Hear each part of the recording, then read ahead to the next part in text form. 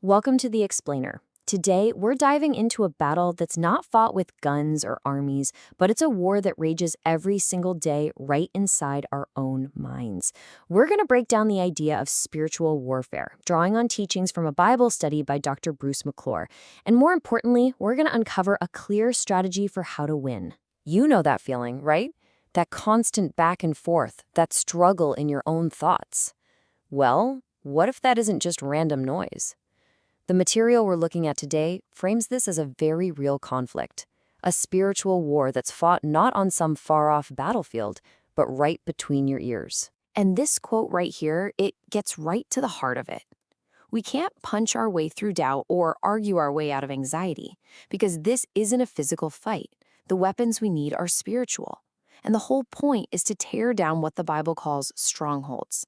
Now, these aren't brick-and-mortar forts. They're powerful, negative arguments and patterns of thinking that set themselves up against the truth of God. So, in any war, rule number one is to know your enemy.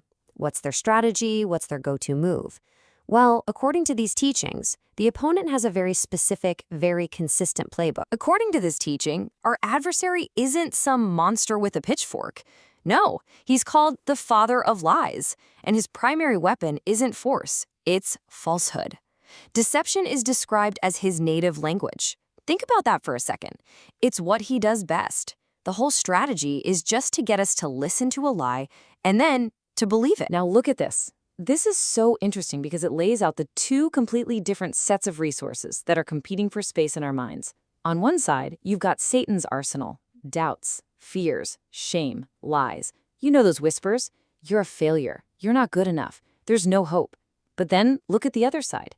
You've got God's resources, truth, peace, faith, and the powerful counterattack of Scripture summed up in that phrase, "It is written." The choice really is which of these resources are we going to allow to shape our thinking? Okay, so now that we know the enemy's tactics, we need to understand the battlefield. And in this war, the battlefield is us. So let's look at this three-dimensional model of the self that Dr. McClure uses to pinpoint exactly where the fight is taking place. So the key idea here is that we're so much more than just a physical body. We've got three parts. There's the body, right, our external shell that we tend to focus on so much. Then there's the soul. Think of this as the control tower. It's our mind, our will, our emotions. It's who we are. And finally, you have the spirit. That's our core connection to God, the source of real purpose. The teaching suggests most of us live almost entirely in that first dimension, just focused on the physical. And this isn't just some new psychological theory, you know? It's a concept that's grounded right here in Scripture. This verse from Thessalonians specifically asks for God to preserve our whole self, spirit, soul, and body. It totally validates this three-part way of understanding who we are. And this brings us to an absolutely critical insight. If the body is the shell and the spirit is our connection to God, then the soul is the battlefield. So why the soul? Well, because it's the control tower.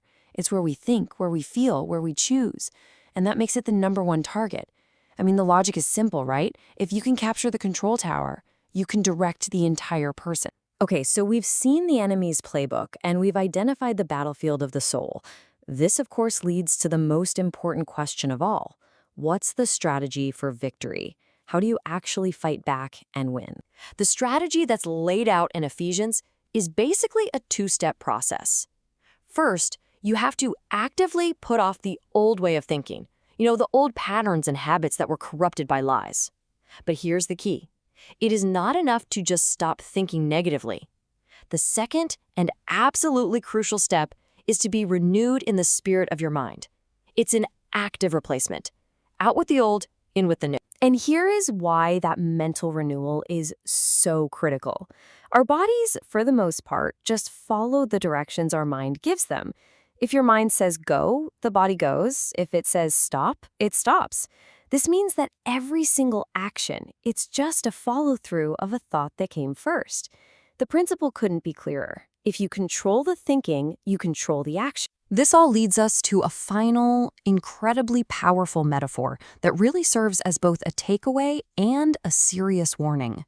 It's this idea of the empty house. So you've decided to clean house. You've worked really hard to put off those old ways of thinking, to sweep out all the corrupt and deceitful thoughts. And that's a huge accomplishment. But according to this teaching, it's only half the battle. Simply cleaning out all the bad stuff actually leaves you in a really vulnerable position. This parable from Matthew just illustrates the danger perfectly. An unclean spirit gets cast out of a person, but later it thinks, hey, I'll go back to my old house. And when it gets there, it finds the place, the person's mind, empty. It's clean, sure, it's swept and put in order, but it's vacant. And that vacancy is like a giant welcome home sign, not just for the original spirit, but for 7 of its more wicked friends too. The person ends up worse off than they were at the start. So this presents us with a really clear choice.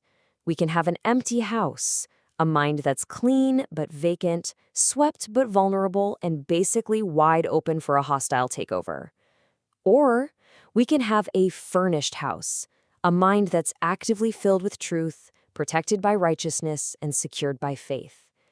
It's not enough to be empty of evil. We have to be full of good. So how do you furnish the house? Well, this is where the armor of God from Ephesians 6 comes in. And you should think of this not as some ancient poem, but as practical, spiritual furniture for your mind. You buckle on the belt of truth to hold everything together. You protect your heart with the breastplate of righteousness. You lift up this shield of faith to block the incoming attacks. Each piece is an action.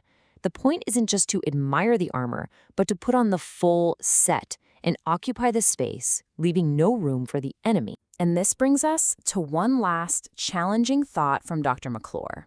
In this battle, darkness can feel like it's everything, can it? But he suggests that maybe, just maybe, it's only half the story. The ultimate challenge is to walk by faith, not by what we see or feel. So the final question isn't just what will you furnish your house with, but are you willing to do the hard work of a builder, or will you just leave the door wide open for an unwelcome guest?